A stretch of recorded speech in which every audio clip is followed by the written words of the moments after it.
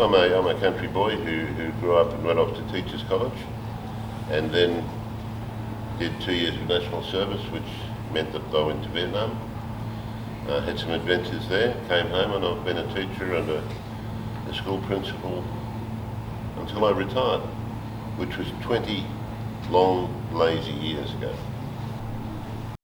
It has been a great life, and being the president of the Dandenong RSL has been part of that great life.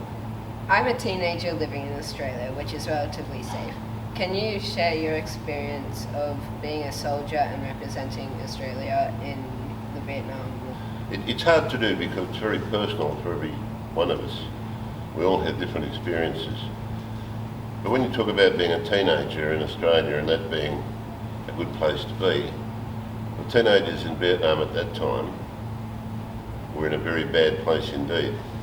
Many of them were fighting on both sides, with the Viet Cong and with the Army of the Republic of Vietnam, even though they were more or less still children.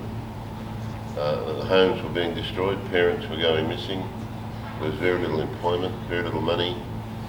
It was a really bad time for the people in Vietnam, the people on the street. And to them but we had lots of money and we had guns and, we were sort of treated as heroes and saviours when in fact we were just not much older than they were. Sounds like a pretty horrible time to be living in Vietnam. Do you think fighting in the conflict changed your approach and attitude to life? Yes, it certainly did. Like many people who went, like most national servicemen who went, I grew up a hell of a lot in those couple of years. I was only in Vietnam for 167 days, 8 hours and 20-something minutes. But it changed my perspective on a lot of things. I learned about mateship, I learned about responsibility, just all those things that we think of as the ANZAC spirit. Humour, the ability to laugh at things when they got really bad. Perhaps the main thing that's stayed with me is the mateship. The good friends I've got now that have been friends of mine for the last 70 years. I'll just do some quick arithmetic on that, the last 50 years. Sadly, we live in a time that still sees conflict in the world, especially with what's going on with Russia invading Ukraine. What are your first thoughts? Do you have anything you'd like to say or comment on about that? Yeah, I'd like to say, if anybody would listen, stop it.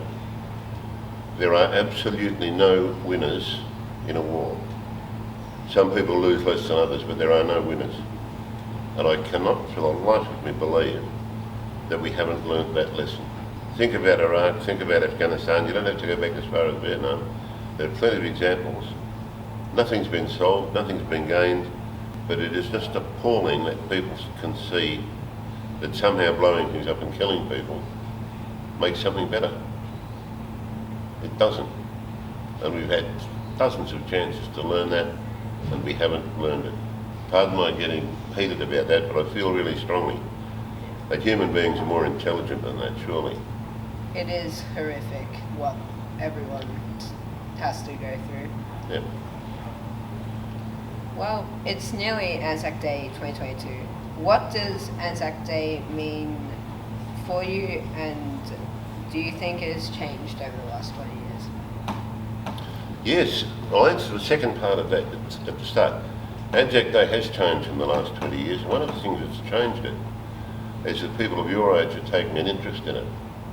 During the, say, the late 1980s, about 30 years, our ANZAC crowd here might be 300 people, and now it's probably closer to 3,000 as the day goes on. People are more interested in finding out what happened, finding out the truth about what happened.